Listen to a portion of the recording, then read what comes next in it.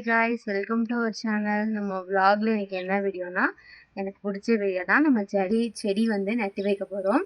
அது என்ன செடின்னு பார்த்தீங்கன்னா பன்னீர் ரோஸு. வாங்க செடி நட்டு வைக்கலாம். அந்த நாற்று வந்து எனக்கு 2 கிடச்சிச்சு, அதை நான் எடுத்துகிட்டு வந்து வச்சுருக்கேன். உங்ககிட்ட காமிச்சிட்டு நட்டு வைக்கலாம் அப்படின்னு தான் வச்சுருக்கேன். எந்த மாதிரி வச்சா சீக்கிரமாக செடி நல்லா தழைஞ்சி நிறைய பூ பூக்கும் அப்படின்னு உங்ககிட்ட சொல்லித்தரேன். அதுக்கு நிறைய டிப்ஸ் அண்ட் ட்ரிக்ஸ் இருக்குது. அது நீங்கள் வந்து நம்ம வீடியோ ஸ்கிப் பண்ணாமல் ஃபுல்லாக பாருங்கள். வாங்க அந்த செடி எடுத்து நம்ம கட் பண்ணலாம். இதுதான் அந்த செடி. நம்ம இதை தான் கட் பண்ணி வைக்க போகிறோம். பொதுவாகவே ரோஸ் செடி வந்து வேர்லேருந்து எடுத்து வைக்கணும் அப்படின்லாம் அவசியம் இல்லைங்க. நம்ம கட்டிங் போடுறோம்ல, அந்த கட்டிங்கில் வந்து கரெக்டாக கட் பண்ணோம் அப்படின்னா செடி நல்லா தழைஞ்சி வரும். அதுதான் உங்கள்கிட்டயும் ஷேர் பண்ணுறேன். வாங்க இதை போய் எப்படி கட் பண்ணுறதுன்னு உங்கள்கிட்ட காமிக்கிறேன். ஃபஸ்ட்டு இந்த செடியெல்லாம் எடுத்து இந்த சைடில் வந்திருக்குல்ல இந்த கிளை, அது எல்லாத்தையும் கட் பண்ணிடலாம். நம்ம வந்து செடி நட்டு வைக்கிறதுக்கு இந்த மாதிரி இலையெல்லாம் தேவையில்லை. வச்சோம் அப்படின்னாலும் அது காஞ்சி போயிடும். அதனால இந்த மாதிரி இலையெல்லாம் வைக்கக்கூடாதுங்க. நம்ம ஒரே ஒரு குச்சி தான் நம்ம வெட்ட போகிறோம். அதனால இந்த சைடில் இருக்குல்ல இந்த குச்சி, அது எல்லாத்தையும் வெட்டி வீசிடலாம். இந்த குச்சியை வச்சாலும் ஒரு சில டைம் வளரும். ஆனால் இந்த மாதிரி முத்தின கட்டையாக வச்சோம் அப்படின்னா சீக்கிரமாக செடி வந்து தழைஞ்சி வந்துடும். இந்த மாதிரி வெட்டும்போது நம்ம வந்து இந்த மாதிரி அடியில் ஒரு கட்டை வச்சு வெட்டினோம் அப்படின்னா இந்த மாதிரி கரெக்டாக ஷேப்பாக வரும். இந்த மாதிரி ஷேப்பாக வச்சோம் அப்படின்னா தான் வேர் வந்து அந்த தண்டுலேருந்து வேர் பிடிச்சும் ஈஸியாக வளரும். அதனால தான் இப்படி நம்ம கிராஸ் கட்டிங் போடுறோம்.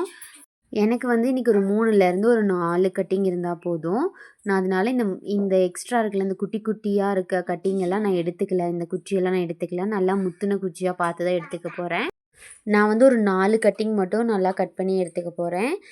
ஒரு கட்டிங்கை வந்து ஒரு பவுலில் போட்டு வளர்த்தலாம் அப்படின்னு முடிவு பண்ணியிருக்கேன். மிச்சம் 3 கட்டிங்கை வந்து நல்லா நிலத்துல வச்சு வளர்த்த போகிறேன்.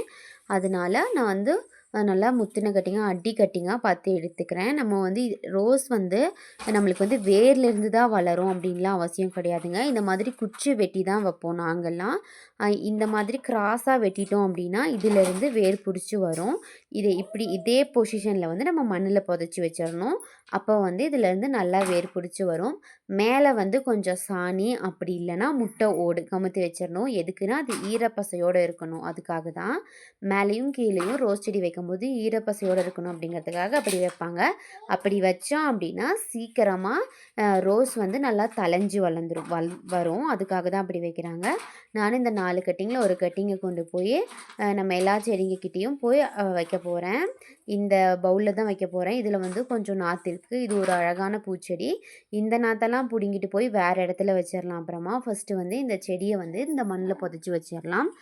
இது இந்த மாதிரி நம்ம குத்தி வச்சிட்டோம் அப்படின்னா கூட, இப்படி குத்தி வச்சிட்டோம் அப்படின்னாலே போதுங்க. இதுக்கு வந்து நம்ம பெருசாக குழியெல்லாம் தோண்டி வைக்கணும் அப்படின்லாம் அவசியம் கிடையாது.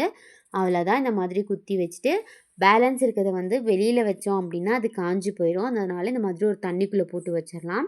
தண்ணிக்குள்ளே போட்டு வச்சுட்டு நான் சொன்ன டிப்ஸ் எல்லாம் ஃபாலோ பண்ணிங்க அப்படின்னா உங்கள் ரோஸ் செடியும் நல்லா வரும். நம்ம நாளைக்கு ஒரு சூப்பரான வீடியோவில் பார்க்கலாம். எல்லாருக்கும் பாய்.